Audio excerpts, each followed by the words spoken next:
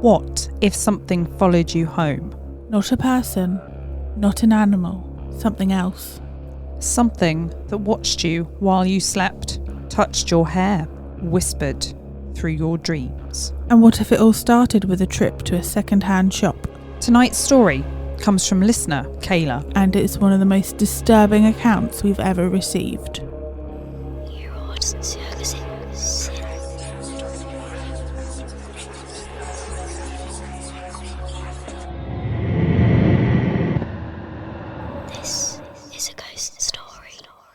Hello, and welcome back to This is a Ghost Story. The podcast where we tell real stories of the paranormal, unexplained, and downright strange. I'm Kathryn. I'm Alison. And I'm producer Andrew. And before we get into tonight's story, thank you to everyone who's been listening, sharing, and sending in your own experiences. We've had some incredible messages recently. Some spooky, some fascinating, and a few that genuinely kept us up reading them. Tonight's story definitely falls into the latter. Absolutely. This comes from listener Kayla. And when I first read it, I honestly wasn't sure where it was going. It starts as a nightmare, but then becomes something much stranger. This is one of those stories where the line between dreams, sleep paralysis, and something genuinely paranormal becomes very blurry. And we'll discuss all of those possibilities afterwards. But first, let's tell Kayla's story. Brace yourselves. This is a ghost story.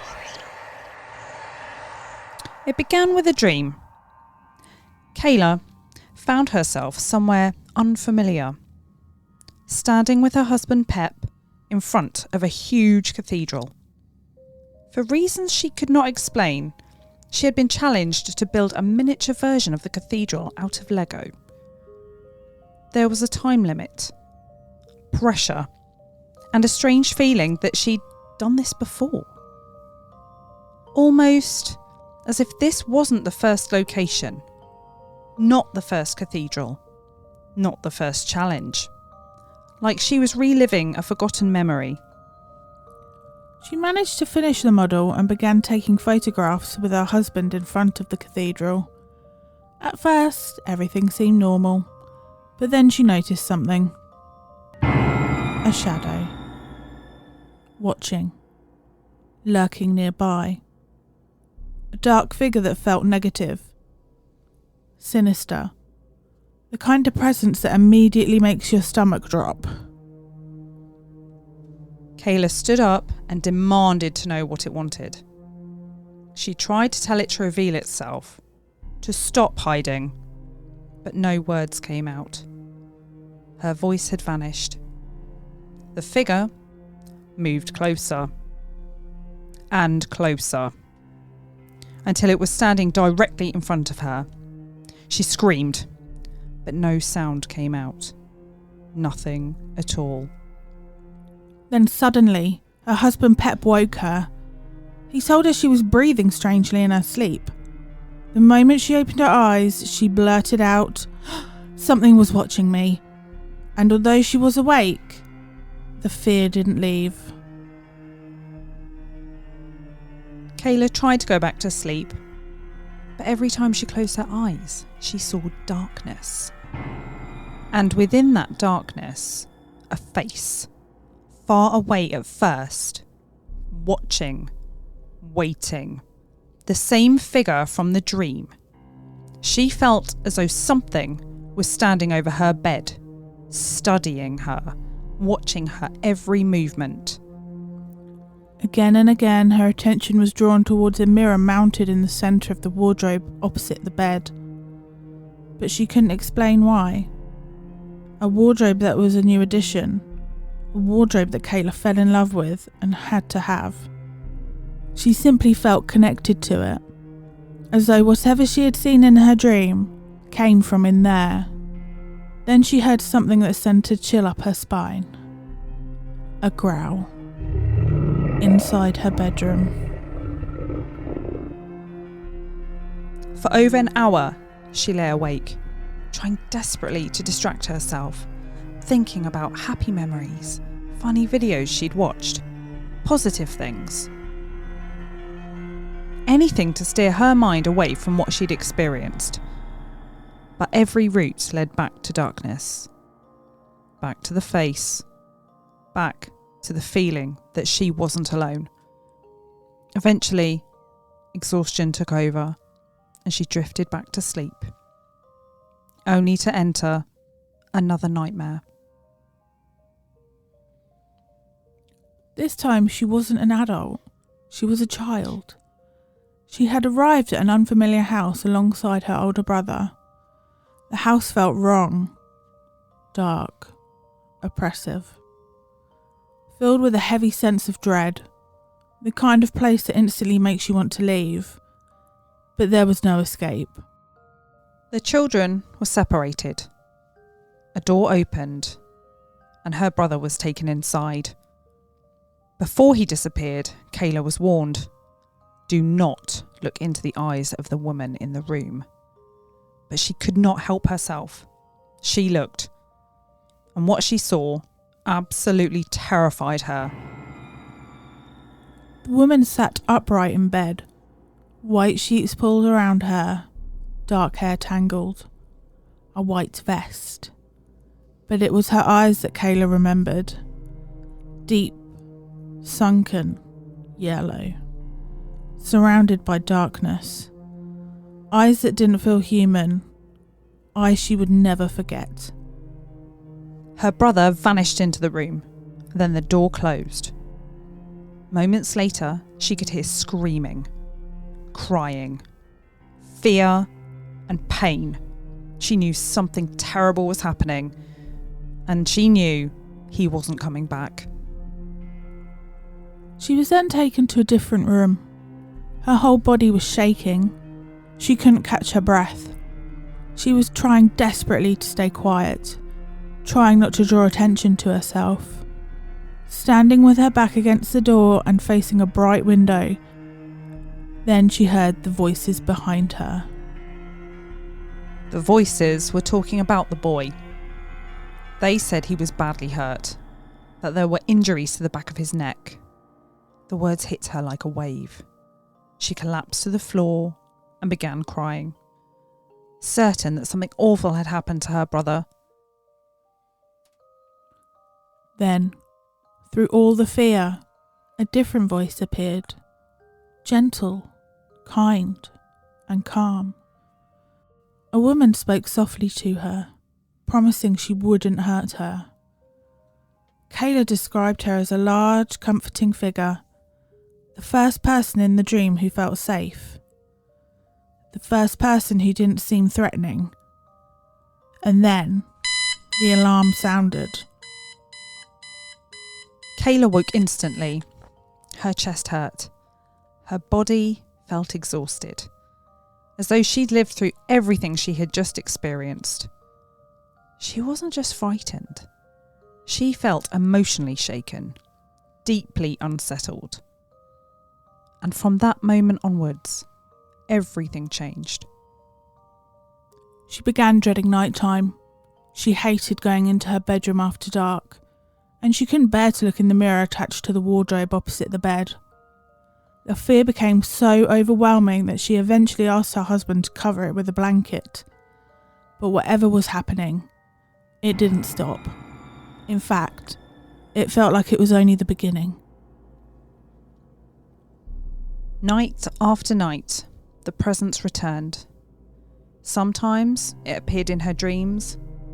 Sometimes she would wake and feel it standing nearby, watching, waiting, listening. She began hearing growls, breathing, strange noises in the darkness. Then came the physical experiences. Kayla would feel something touch her hair, brush against her cheek, play with her earrings. One pair had dangling charms attached, and she would hear them jingle, as though invisible fingers were moving them, even though nobody else was there. The weeks turned into months. Sleep paralysis became common. She would wake, unable to move, drenched in sweat, with her heart pounding, her face tingling. Sometimes her lips would feel numb. Every single night, she felt watched, as though something deliberately waited until she fell asleep before making its presence known. Sometimes it became so intense that she would reach for her husband during the night just to feel reassured, to know she wasn't alone. There were occasions where he would accompany her to the bathroom because she felt the presence following her, standing by the door, waiting and watching, escorting her back to the bedroom. Then one day, her husband Pep admitted he'd experienced something strange too. A disturbing dream. In it, a demonic-looking goat blocked the hallway leading to their bedroom. When it charged at him, he stood his ground and he told it that he was in charge. After that, he continued having strange dreams, although he couldn't remember many details. But it was enough to make them both wonder, could this all really be happening to just one person, or was it affecting them both? By now, the mirror remained permanently covered by a blanket, and strangely, the activity seemed to ease. Not disappear completely, but become quieter, less intense. So Kayla and her husband decided to try something more permanent. They bought decorative vinyl and planned to cover the mirror completely. The entire time that they worked on it, Kayla felt uneasy. As though somebody was watching them. As though they needed to hurry. The atmosphere in the room felt wrong. Heavy. Uncomfortable. But eventually, the mirror was covered. Surely that would solve the problem. Surely, whatever was attached to it could no longer affect them. Later that evening, her husband revealed something he hadn't mentioned at the time. While helping apply the vinyl, something grabbed his leg. Not a cramp, not a stumble. A sensation so real that it left him genuinely shaken. And yet the mirror was now hidden. The problem should have been over. But instead, everything became worse. That night, the activity returned, stronger than ever. The nightmares, the touching, the feeling of being watched. It was all back. And it seemed angrier, more determined, more present than before. The wardrobe itself had come from a charity furniture store. An old dark wooden wardrobe with a mirror in the centre. The moment Kayla saw it, she knew she had to have it. She felt drawn to it, almost instantly. But when it arrived at the house, there was a strange smell. A damp, unpleasant odour, and insects. Lots of them. Despite cleaning it thoroughly, the smell never fully disappeared. And Kayla eventually stopped noticing it. But her husband always insisted it was still there. Strong, unpleasant, wrong. Eventually, they reached breaking point. The wardrobe had to go. They tried selling it. Nobody wanted it. They offered it for free. Still nobody wanted it. Even the charity shop didn't want it returned. In the end, they paid somebody to remove it. The night before collection, the wardrobe was placed outside. The mirror turned away from the house. And Kayla barely slept. The following day, she watched as the wardrobe was dismantled and hauled away. Every bump, every drop, every scrape made her nervous. Her biggest fear was that the mirror would break on her property, that somehow whatever was attached to it would remain. But eventually, it was gone. Completely gone. And something remarkable happened. The haunting stopped. The nightmares faded. The touching stopped. The feeling of being watched disappeared. For the first time in months, Kayla slept peacefully, and for a while, life returned to normal. Or so she thought. Several months later, the activity returned. And this time, it was worse than ever. When Kayla closed her eyes, she no longer saw dreams, only darkness. Absolute darkness. Then, 2 lights would appear. Blue and purple, circling each other, merging. And then the faces would come, smoke-like, demonic, watching her sleep. She described seeing the presence hanging above the bed, long skeletal fingers reaching down, touching her face, touching her hair. Sometimes it crouched in the darkest corner of the room, watching. One eye visible beneath a dark hat, burning orange. Then one night, she finally confronted it. She declared, "This is my body, my mind, my home." The response horrified her. She saw bones snapping like dry spaghetti. A warning, a threat, something demonstrating how easily it could inflict pain. At that point, she sought help. A medium performed a cleansing and offered guidance. And gradually, the experiences began to lessen. Today, Kayla says she still occasionally sees the blue and purple lights, but not the darkness that used to follow. And whatever happened, whether it was paranormal, psychological, or something in between, it remains the most terrifying experience of her life. This is a ghost story.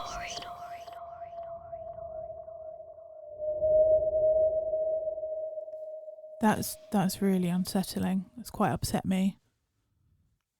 There are several moments, I think, in that story that really stand out. Yeah, the touching is the bit that gets me. The husband, Pep, reporting that it shows it wasn't just happening to poor Kayla. Same, yeah. I think for me, it's the earrings moving. Just the personal invasion, the hair touching the cheek. They're very specific, noticeable things. That's what makes stories like this difficult to dismiss outright. The mirror, that's fascinating. Mirrors, they've always been featured in folklore and paranormal stories for centuries. People often describe them as portals or gateways, places where energy can attach itself. I do believe they are, but whether that's true or not, mirrors certainly make people uncomfortable. Especially one positioned, directly opposite a bed. I find it interesting that the activity reduced when it was covered with a blanket. Yeah, and then escalated when they tried to permanently cover it. Almost like whatever she believed was there really didn't like it. Or perhaps, maybe her anxiety increased and fed into that experience. And that's the big question. Yeah, that certainly is a big question. Now, there are several possible explanations for experiences like Kayla's. Sleep paralysis is one. That's where people often report feeling watched, hearing growls, seeing shadow figures, feeling physical touch, and being unable to move. Many cultures throughout history have interpreted sleep paralysis as a demonic attack. Another possibility is stress and trauma. Kayla mentions having endured a difficult year before these experiences began. Periods of anxiety can create vivid dreams, night terrors, and heightened awareness during sleep. However, there are also similarities to classic haunting reports. And let's not forget here, people say that periods of anxiety can also fuel other things as well. Now, the similarities to classic haunting reports, particularly, you look at the focus on a specific object, multiple witnesses, physical sensations, and of course, escalating activity, which was getting worse. Mirrors themselves feature heavily in folklore. Many cultures cover mirrors after death. Others believe mirrors can retain energy or act as spiritual doorways. Whether you believe those traditions or not, the symbolism is fascinating. And perhaps that's why stories involving mirrors continue to terrify people today. The evidence that I have to look at is it wasn't just Kayla who experienced these things. It was her husband Pep too. This, I think, debunks these experiences as just being dreams and nightmares. Now, don't get me wrong. People do have dreams and nightmares, and some could just be that. But something happened to Kayla, and indeed Pep, and it wasn't nice. Kayla mentions that things still happen, not just as regular. Hopefully, though, things are winding down. If anyone has any advice about how to help Kayla and Pep, please let us know. Our email and socials are at the end of the show. So, what do you think? Was Kayla haunted? Did something attach itself to an old wardrobe? Or was there another explanation? Let us know what you think. And if you've experienced anything similar, we would love to hear from you. Pictures of the wardrobe are up on our socials now. Do check them out. So, Kayla's story. Kayla, a listener to the show, somebody that you, Alison, know. Yes, I know very well. Yeah. How has this affected her? Because it seems, when I originally read this story, I was quite shocked that kind of at the time of her writing this, things were still happening. She's a strong lady, you know, and she puts on a really brave front. But something like this, it has to affect you. But she doesn't let on. She just goes about her day and puts up with it, bless her. So yeah, she's a really strong lady.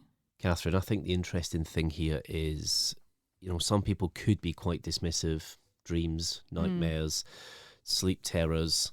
And the thing here which really does raise an eyebrow is, you know, Pep's had experiences. He's not just had dreams, which, don't get me wrong, you know, that, you know, you could get that effect that everything's heightened, people are scared, you might then start having dreams, but Yeah. he was grabbed on his leg Yeah.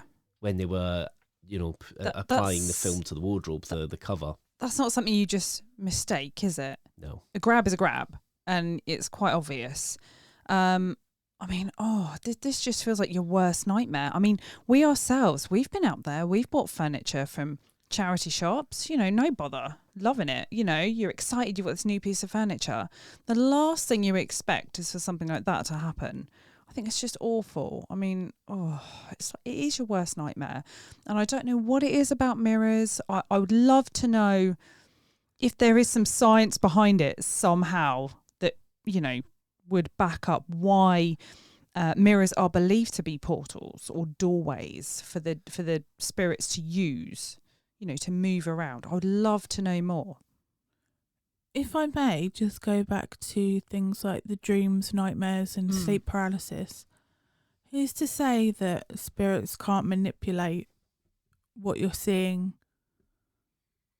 I know it sounds like I've gone bonkers, but I think they can. Yeah, but why not? Why not? Yeah. I mean, dreams are generally, like for me personally, my dreams are, they're all a bit odd, a bit random, but you know it's just a dream, you know? I think from what they've described that they were experiencing, it was quite horrific, you know? And like, very real. Yeah, quite traumatic within their dreams. I never wake up and think, oh my gosh, you know, I feel traumatized by that. Or, I mean, we've all had nightmares, but that sounds completely different. One thing that I will ask a question now, Alison. Obviously, they decided the wardrobe has to go. That seems to be the way of getting rid of the problem. The problem came into the house with the wardrobe, and in theory, that it should leave with the wardrobe. Now, they tried to sell it. Nobody wanted it. You know, is that because people, when they looked at it, maybe felt, I don't like that. Maybe there's a reason. The interesting thing there is the charity shop, which in America would be a thrift store, charity shops in the UK, where they bought it from, wouldn't even take it back for free. No, I know. I found that really weird. Do you think they had experiences maybe when they had it there? And maybe, and they would just pleased to see the back of it. to see it go, and then when it was offered back to them, they were like, no, thank you. Yeah. And the question is as well, like, if you were one of the people obviously working in that charity shop, you know, if you knew there was something up with it, what would you do? Would you sell it to somebody? Or would you be like, look, guys, we need to get rid, we need to do the right thing here? I don't think I personally could, you know, go ahead and sell that to somebody. Like from an ethical point of view. Yeah, absolutely. You'd find some sort of fault with it. I mean, it had a smell and it had bugs all in it. I'd have been like, To let's, the bin. let's just scrap it Yeah. and get rid of it. That's also another thing. The wardrobe did get taken away. Mm-hmm. They managed to find people to get rid of it and destroy it, essentially. But there's still things happening. Have they, whatever's with that wardrobe, have they gone round to different people over the years and then they've went, aha, here? I don't know. This is out with our realms of understanding, I think. Completely. And it's an incredible story. Obviously, our hearts all go out to Kayla and Pep, because it's not a nice thing to be happening, and you can't exactly just go to the police over this, can you? No. You know, it's who's going to believe you, and that's the thing, guys. At home, if you've experienced anything like this, please let us know, and please, as I mentioned earlier, let us know what we can do to help them. What can they do to stop what's happening? Yeah, any guidance, any advice would be very much appreciated. This is a ghost story. Next time on This Is a Ghost Story. A quiet chapel in Lancashire. A place of worship surrounded by history. And perhaps something else. When a paranormal investigation team, Crime and Paranormal, visits Rivington Chapel, they capture a photograph that leaves them searching for answers. A dark figure standing silently near the altar. But the photograph is only the beginning. Join us next time as we examine the evidence, hear the eyewitness accounts, and explore one of the most intriguing paranormal cases we've covered so far. That's next time on This Is a Ghost Story, Episode 10, The Rivington Chapel Story. Until then, sleep well. And remember, sometimes the things we fear most may already be watching. Thank you for listening to another episode of This Is a Ghost Story. Don't forget to follow us on social media. We are absolutely everywhere now. We are now on YouTube. So just search This Is a Ghost Story, all one word, to find us on there. So we are on Twitter or X at A Ghost Story Pod. We're on Facebook. This is a Ghost Story. And Instagram, This Is a Ghost Story, all one word. Or you can find us on TikTok at this.is.a.ghost.story. Please leave us a review wherever you listen to your podcasts. And remember, if you have a paranormal experience that you would like us to read on the show, please email us at thisisagghoststory@icloud.com. we'll see you next time.